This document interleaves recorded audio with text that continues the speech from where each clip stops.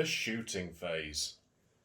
So in this phase, this is your army's chance to unleash hell upon the enemy using your ranged weapons. If you've got some, but most armies will have ranged weapons in.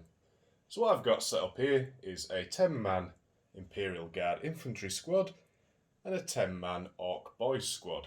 Now it's the Orc Boys' turn, and they want to shoot at the Imperial Guardsmen. The Orc Boys are all carrying sluggers, which are pistol weapons. They have a range of 12 inches, so the Orc Boys declare that they want to shoot at the Imperial Guard squad.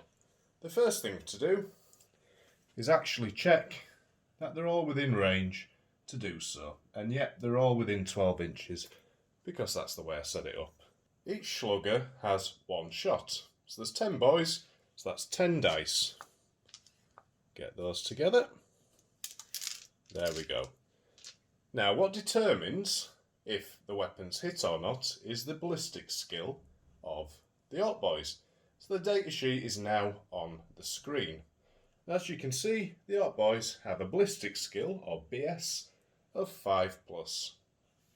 So, I know that I need to roll 5s and 6s on these dice to score a hit against the Guardsmen.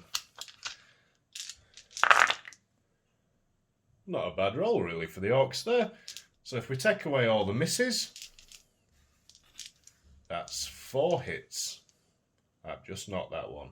Well done. Now, we need to wound. To work out the value that we need to roll to wound, we compare the strength of the weapon being used, which is strength 4 for the slugger, versus the toughness of the Imperial Guardsman, which in this case is 3. So there is a chart in the rulebook, and you'll need to consult this a fair bit when you start to play, but as you play more games of 40k, it'll become second nature to you, and you won't need to refer to it as much. So I know that strength 4 weapon against toughness 3 needs 3s to wound. So, I roll these and I score 2 wounds. Not too bad for the Orcs because the shooting isn't the best. What the Guardsman player has to do now is allocate the wounds. So, he wants these boys at the front so they've got good shooting, so he's going to say that I'll take the wounds on the guys at the back. What you do now is compare the armour save versus the AP of the weapon that's shooting at it.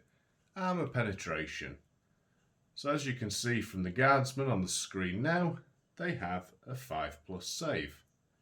Now the Orc Boys sluggers have an AP value of 0, so this doesn't modify the Guardsman's save in any way, so they still get a 5+ save. However, if the weapon that was being shot at them had, say, an AP -1 value, that would make the Guardsman's save worse. So instead of a 5, it'd be a 6. Now I know it's a minus, however, you just need to think about it as you're making the armour save worse. So you kind of add to it, opposed to taking it away. A little bit confusing, but you'll get the hang of it. So, 5+ saves for the Guardsmen. And they make it. Very good. Doesn't always happen when I'm playing games. So, no wounds have been taken on the Imperial Guard. Now let's say, for instance, though, that was a 3+ instead of 2 saves. This Guardsman has 1 wound, so he'd be removed from play. Ranged weapon types. So there's different types of weapons in the 40k universe, and they all do slightly different things. For instance, assault weapons can still be shot even if your unit has advanced.